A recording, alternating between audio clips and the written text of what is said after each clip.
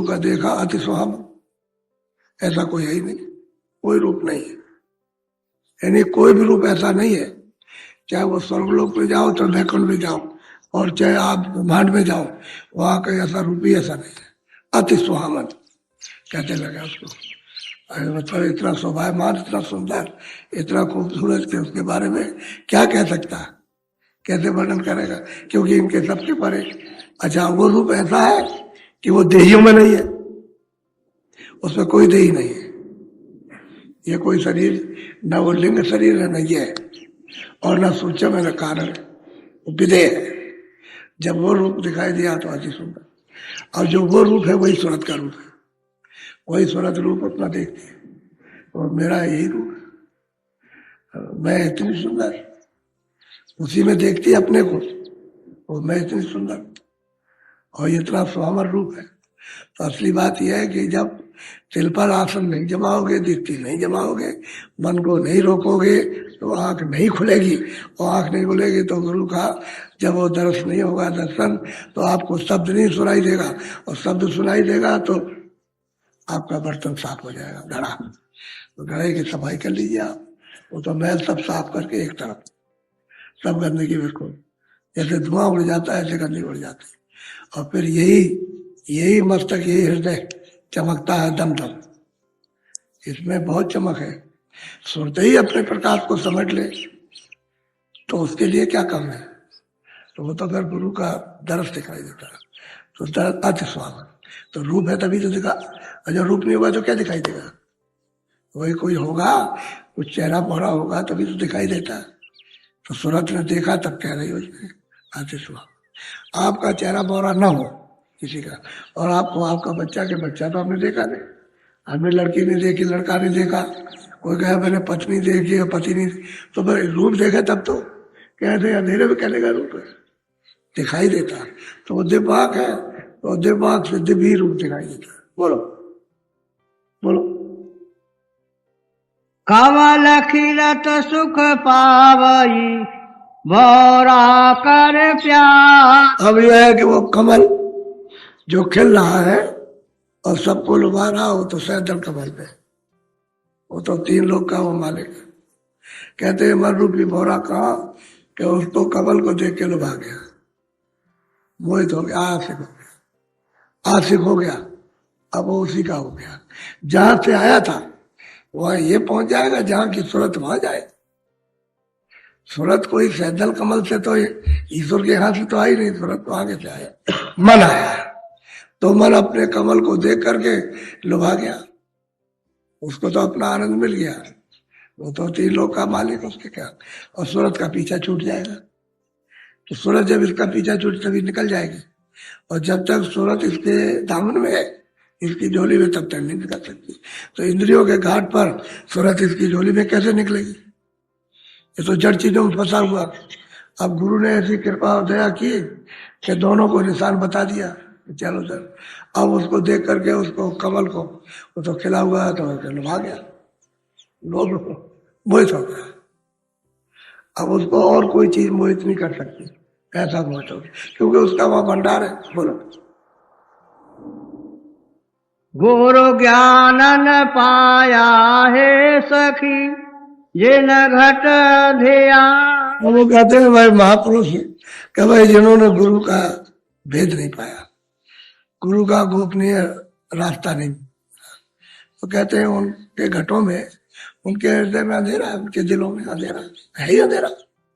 ये तो सबके सारी दुनिया अंधेरे में, अंधेरा है अंदर, लेकिन गुरु का उनको रास्ता मिलना चाहिए, तब जाके घट उजाल होगा। घाट पर उजाला जब ही होगा जब गुरु का भेद मिलेगा, देगा तब, ऐसे नहीं हो सकता। तो सारी दुनिया अंधेरे में, सब अंधेरे, ज्ञानी सब अंधेरे, चाहे इतना भागवत सुनाओ, गीता सुनाओ, वेद शास्त्र सुनाओ, सब अंधेरे बैठे, अंधेरे में। गुरु मिलना चाहिए ज्ञानी, इसको पाने वाला गुरु मिले तब जाके काम बनेगा। तो कहते हैं हे सखी हे सुन, तो वो तो सब अंधेरे में है, अंधेरे में सबके साथ, तो गुरु ज्ञान मिल जाएगा तो उजाले में आ जाओगे, अंधेरा चला जाए, तभी तो आपको बोध होगा संसार का और उसका, और अंधेरे रहोगे तो क्या आप जानकारी करोगे। बोलो। पूरा सतगुरु ना मिला भरमत भौजाल। अब पूरा सदगुरु अगर आपको नहीं मिलेगा तो भौजाल में इस 84 मिनट को हमेशा बरतता, हमेशा, कभी उससे छुटकारा होगा ही नहीं। और जब भी युगों के बाद जब कभी आएगा मनुष्य मिल जाएगा विश्राम, अगर तुम इसी विश्राम में कुछ कर लो अपना छुटकारा तो हो गया। लेकिन चलो चलने के लिए तो बिल्कुल तैयार, क्योंकि सोच की पूंजी पता नहीं कब खत्म हो जाए, आपको तो मालूम नहीं है। कोई आदमी किसी को दमा हो गया, वो ज्यादा दिन नहीं ठहरता, ऐसे करता है तो श्वास निकल जाती है उसकी, आवाज उसकी कम हो जाती है। तो श्वासों की पूंजी को पूरा संयम से यानी ले चलना चाहिए। श्वास से ज्यादा नहीं निकलने देना चाहिए कि ज्यादा, तो ऐसे काम करते हो जिससे श्वास ज्यादा निकल जाता, तो पूरी आयु नहीं हो पाती है, बीच में खत्म।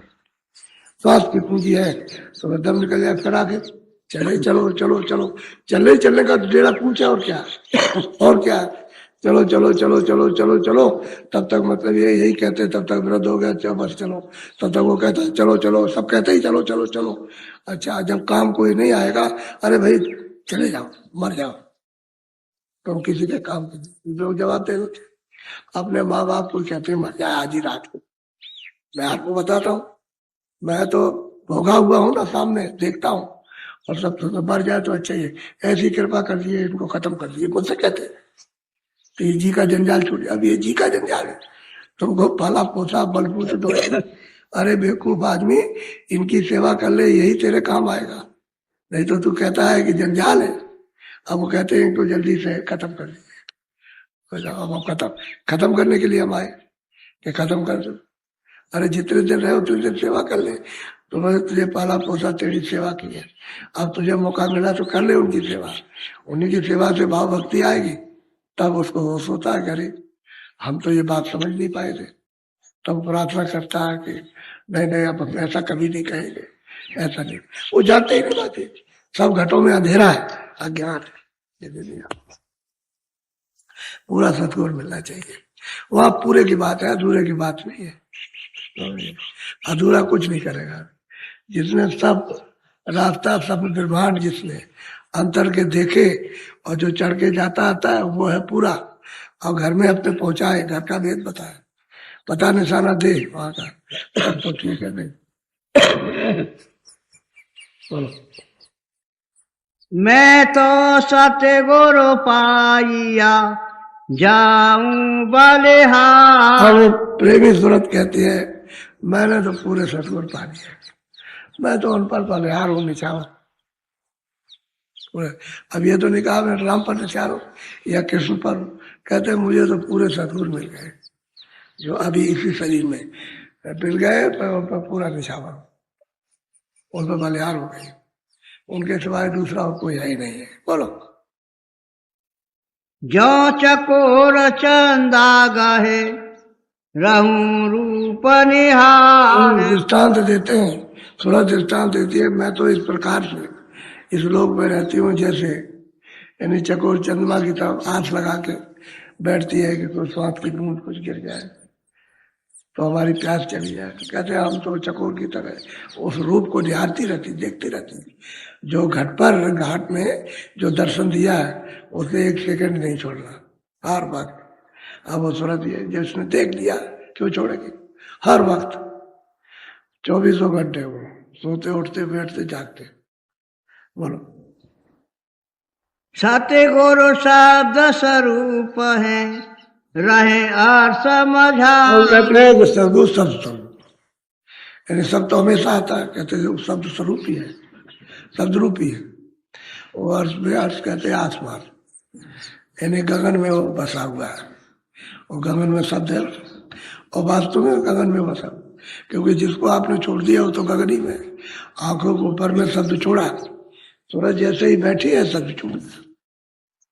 वैसे ही जैसे ही आपको आराम मिला, यहाँ का वैभव मिला, सब सुख आपको मिल गया, बस उसमें आप धीरे धीरे लगने लगे, और लगते लगते लगते वो शब्द छूट गया आपसे। जो अर्थ में आकाश में जो शब्द है, रमा है, व्यापक है, वो छूट गया। उसी शब्द से तो आए थे, और वही शब्द मिल जाएगा तो चढ़ जाएंगे आप। और उसका भेद पूरा गुरु बताएगा।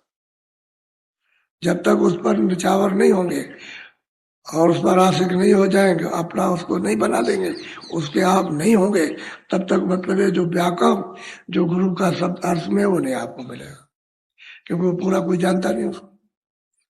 जब बताएगा तभी तो कहते हैं 2400 शब्द स्वरूपी संघ है। कहते शब्द रूप से 2400 घंटे प्रेमी के पास रहते हमेशा। शब्द स्वरूप संघ है, हमेशा संग रहते हैं। धीरज रखिए चित्त में, धीरज रखो, यानी चित्त में धीरज रखो, थोड़ा सब्र करो। सब्र करो, धीरज रखोगे, देखोगे शत्रु उसको और घबरा गए और धीरज टूट गया तो फिर वही है कि तिल पे तो आसन बनाया नहीं। जब वहां तुमने बैठक नहीं बनाई तो दरवाजा नहीं खुला, इसलिए वो है, तुम जरा सा लगे रहो भाव के साथ में, बस मतलब तिल खुल जाएगा। वही तिल खिड़की दरवाजा खुलेगा और वो शब्द स्वरूप ही संग है, कभी ना होते तो कभी दूर नहीं होते हमेशा। अगर उस शब्द से रक्षा न करे तो मान लो कोई जाने लगा, कोई अमेरिका में, कोई बिहार में रहता है, कोई बंगाल में, कोई नागालैंड में, कोई यहाँ, और वो तो वहां जा रहा और वो तो फिर कैसे संभालोगे? आपको इसका भेद कैसे पता चले? उस तुरंत फौरन सेकंड भी नहीं लगते, वो तो बात ही है। वो वहां है तुम्हारी बुद्धि से वहां, और उनकी दृष्टि से वो सामने है, बहुत अंतर हो गया। वो सामने ही है, वो वहां से वो सामने आए, सामने ही है, दूर नहीं है। अंतर की दृष्टि तो दूर है ही नहीं, बाहर की दृष्टि से बहुत दूर है। कहाँ अमेरिका और कहाँ चीन और जापान और कहाँ कौन कौन मुल्क है, वो बहुत दूर है, लेकिन अंतर की दृष्टि से सामने।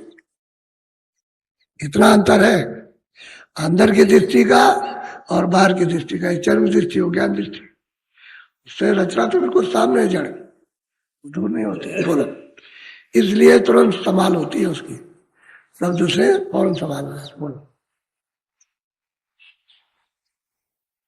तू भी सूरत स्वरूप है, रहे गुरु की लाल। तो कहते भाई तू भी तो शब्द रूप है, लेकिन जब गुरु की लाल में हो जाए तो शब्द स्वरूप हो जाए। अभी तू अलग थी, सबसे अलग हो गई थी, इसलिए शब्द रूप नहीं था। और जब शब्द रूप हो जाएगी तो हमें तो कहते गुरु की लाल, गुरु की शरण में तू चले जा। कौन? जो ऊपर में। और कहते हैं कि भाई वो तो कहते हैं कंज गुरु, उसी को कंज भी कहते हैं। कहते हैं कंज गुरु मिले, दर्शन हुए, वो हमको ले गए। देव गुरु से कुछ नहीं बनता, कंज गुरु से बनेगा। जो कंज को प्राप्त कर चुका है, कंज हो चुका, वही कंज गुरु है। और देव गुरु से तो नहीं, देव गुरु बाहर लगाते थे, इनको देव गुरु कहते हैं। कंज गुरु अंदर भी ले जाएंगे। बड़ा अंतर है, जमीन आसमान का फर्क।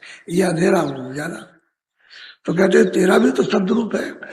अब थोड़ा जब इन चारों शरीर से निकल जाती है तो शब्द रूप हो गई। अब वो सब जगह व्यापक हो गए,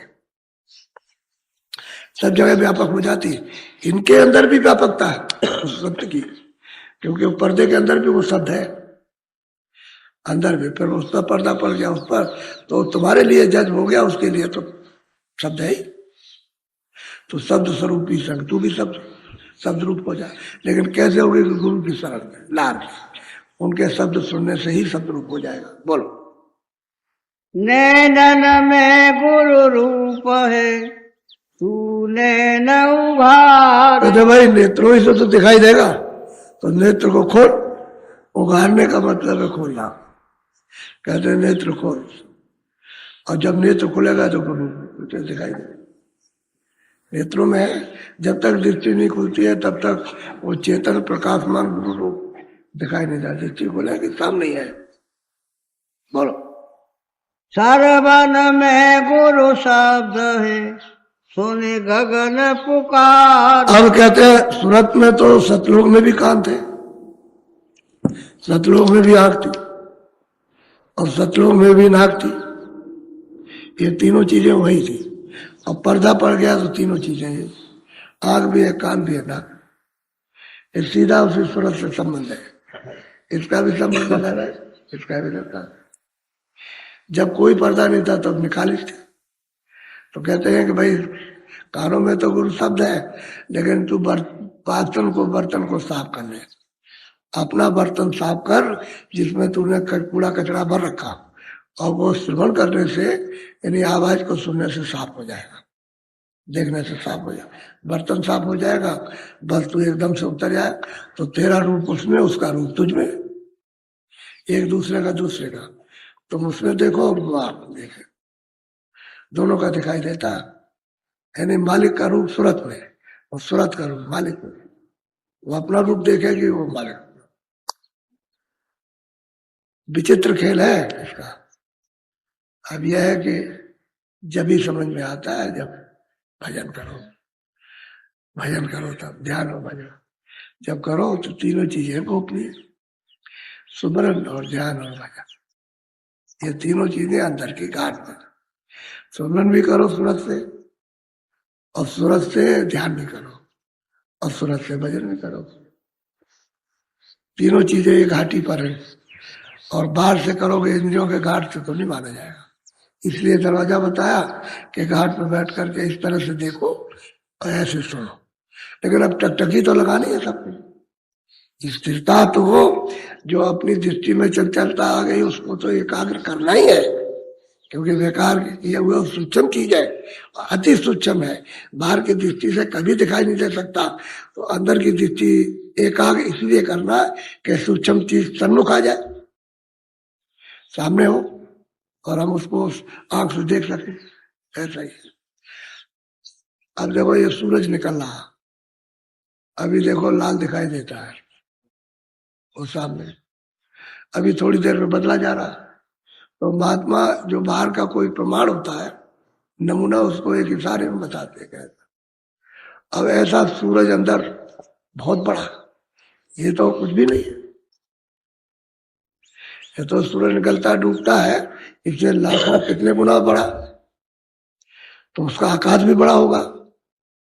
तो मतलब रूप भी बड़ा तो आकाश भी बड़ा। तो असली बात यह है कि कोई ऐसा नमूना मिलना चाहिए जिससे कि अंदर इसको धसाया जा सके, अंदर बैठाया जा सके। अब अंदर का घाट जब भूल गया तो उसे क्या मालूम कैसे बैठेंगे, कैसे, मतलब ये कि करेंगे क्या करेंगे क्या नहीं। तो जो अब सुलभ है इसलिए, पहले तो इसलिए क्रिया ये थी नहीं, ये क्रिया नहीं थी, ये रास्ता नहीं था, पहले नीचे का था। प्राणायाम सब लोग करते थे नीचे से, बुधा चक्कर से ले आते थे। अब महापुरुषों ने नीचे का सब खत्म कर दिया, इधर से कोई क्रिया शारीरिक नहीं। अब सूरत यहाँ बैठी है, यहीं से करो। तो ये तो कलयुग में अभी जारी हुआ, 700 वर्ष के अंदर, पहले तो नहीं था, ये तो अब जारी हुआ, पहले अब ये सुलभ है। सब इसको बच्चे भी कर सकते हैं, बच्चे भी कर सकते हैं, और बूढ़े भी कर सकते हैं, जवान तो करते ही करेंगे, सबके लिए सुलभ। अब इधर से ध्यान को हटाना, और ये इधर जो फैला रखा है उसको ध्यान इधर ले आओ, यहाँ ले आओ, इधर। अंतर का घाट अंतर में, बाहर का घाट बाहर, तो बाहर छोड़ के अंदर में चले जाओ। इतने ही समझने की जरूरत है, बहुत चित्त को लगा करके यही समझ में आ जाए तो जल्दी हो जाए। अब बहुत से लोग हैं सत्संग सुनते हैं, उनको बताया पूरा तो सत्संग नहीं उन्होंने सुना, तो अपना बैठते तो उनको समझ ही नहीं आता।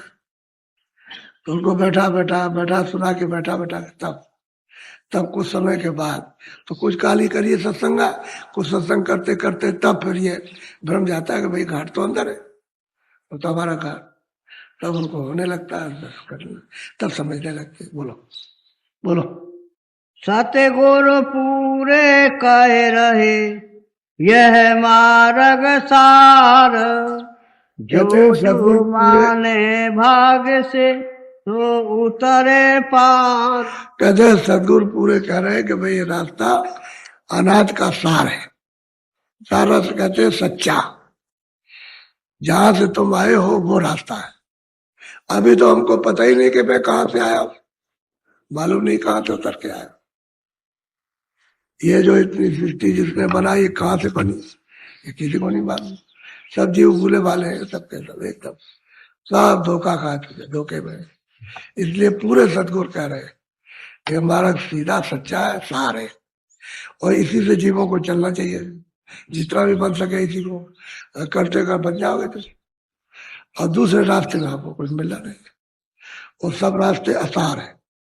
आसार रास्तों में सार नहीं मिलेगा, सार रास्ते में सार मिल जाएगा। तो पूरे सदगुरु ने ये बताया प्रेमी को कि देखिए सार रास्ता है,